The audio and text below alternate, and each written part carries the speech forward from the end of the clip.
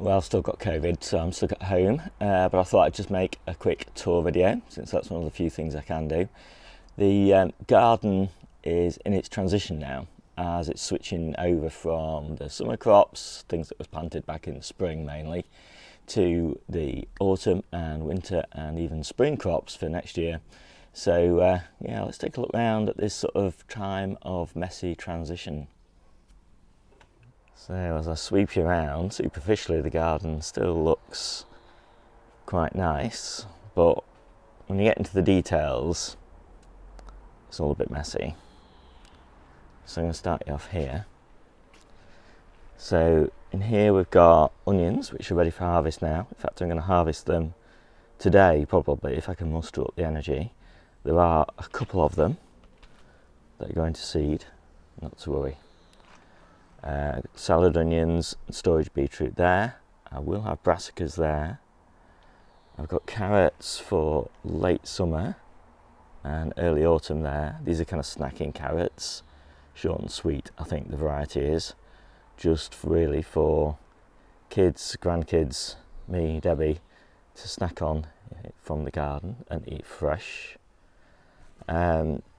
Storage beetroot and salad onions there. More onions to be harvested there. All these onions, these and the ones I've just shown you over there, are interplanted with parsnips, and as soon as those onions will come out, then the parsnips will grow on nicely. So I'm not worried about that. I'll show you some that I did that with in a few seconds. Lettuce bed that's finished now. So I generally just leave plants in the ground though until I'm ready to replant. I like to have living roots in the soil, and it just works as a bit of a slug trap. I'll probably have some good slugs and snails in some of these lettuces, particularly these green ones, and obviously they'll go in the green waste bin because we don't have a compost facility here in the garden. And there we've got some chard. A little bit of it is going to seed, but it's actually done well in that little spot there, which is the shadiest spot in the garden this time of year. Grapevines doing okay. Got a good harvest of cherries, need to take those nets off. So these are the last of my spring planted salad onions, and these are quite nice still. These are bulbed up quite a bit. I don't really know what the difference is between these two. I think there must have been different trays, one a little bit older than the other, because these grow way faster, but also those got a bit more sun than those. What a difference. Something, either a few weeks in date or a bit of more sun makes. Peas are finished, so I'm going to take those out today, hopefully. And down here we've got lettuces, new season lettuces, and then we've got turnips. And to be honest, I'm not really a big fan of turnips in summer, and so we just didn't eat them fast enough, and so they went to seed. So I've left them in because the flowers look quite nice, and I don't have anything to plant in there, and I like living roots in the soil. So I'll leave them in until I'm ready to plant the follow-on crop, which will be probably something like Savoy cabbage. And then here I've got, this is the main lettuce bed that we're harvesting from right now.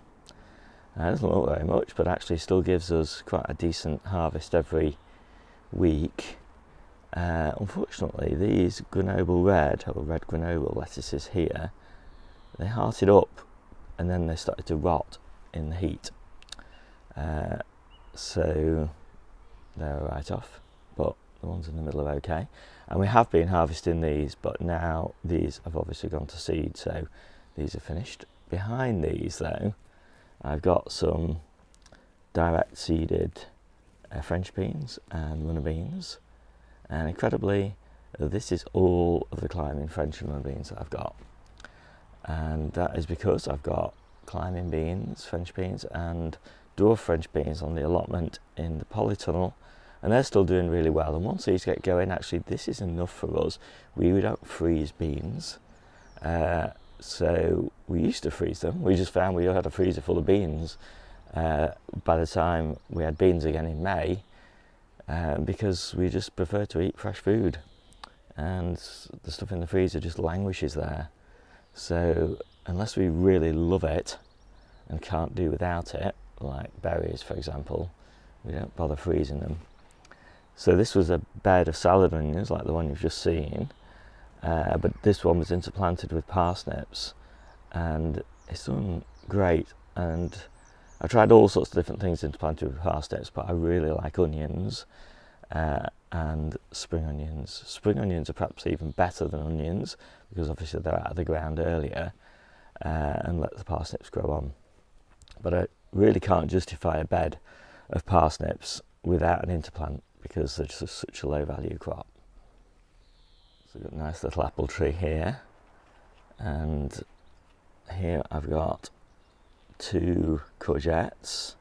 These are 1 bulb, and to be honest I'm surprised they're still going because, you know, they're only in relatively small containers, they don't get much TLC. We've got lots of courgettes on the allotment as well, and so anyway, it just means they get neglected, but yeah, they're still going. And then all the way around here we've got chili peppers and tomatoes, and these are the ones on the allotment are just about to start finishing. You know, I think I've got 1 week's harvest left off them, so these are tumbler, and so these will be ripening just as the allotment ones are finished, which is great. And of course I've got cordon tomatoes on the allotment as well, but I really like these little determinate bush varieties outside, especially for eating fresh from the garden. So that is pretty much it. So there's going to be a lot of change, lots of beds cleared, lots of brassicas planted. I'll just show you the brassicas inside because it's the hottest day and probably of the year, and so I've got lots of stuff, new stuff to go in. So I've got lots of Tuscan kales, I've got lots of lettuces, soy cabbages there, chard, storage beetroot, salad onions, pak choy, tatsoi, joy choy, and I've got some cabbages. I'll show you where they're going in a minute. Oh, I've got some more kales, more salads. And actually in here, these are like the last cucumbers.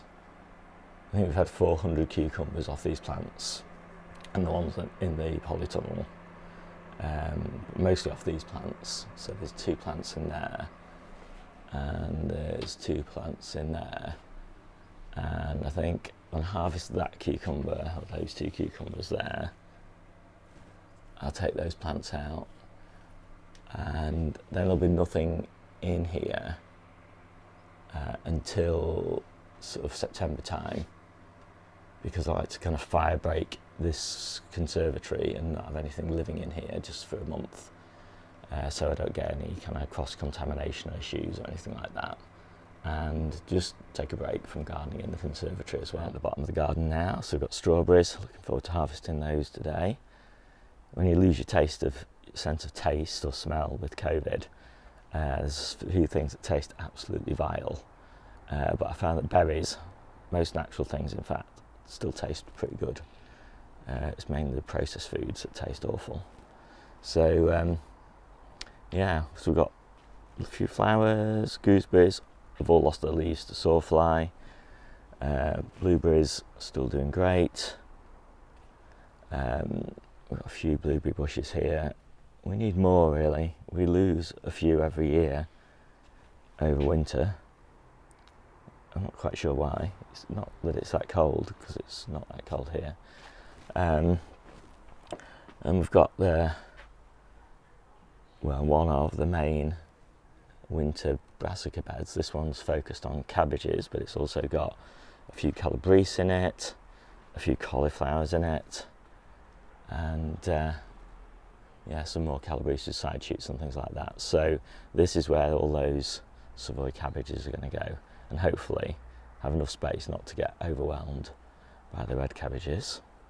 Red cabbages are hearting up quite nicely now, so I'm quite pleased with those. One of them got a bit of cabbage aphid, so that's the one, this one with the crinkly leaves here. But the raspberries, they're doing really nicely. I love raspberries. I can only eat them though when they're kind of fresh off the bush. And got a little cherry tree here. And this is a lovely place to sit and watch everything grow with the canopy up, of course. We'll need that today. Right, let's have a look at the drive. Or as we've renamed it, Potato Alley.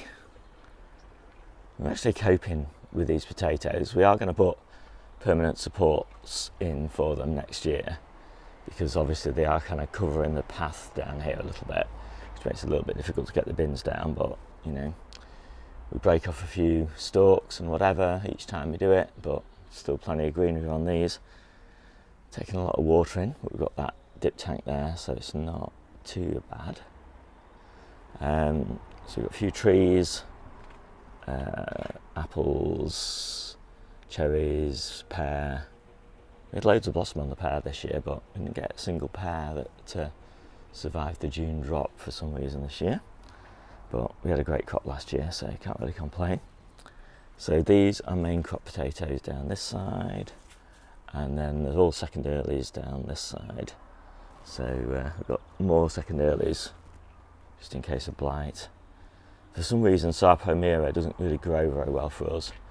It doesn't get late blight, but it does seem to get some sort of fungal disease, and it happens every year now. First year we had it, it was great, and then yeah, it's just been terrible ever since.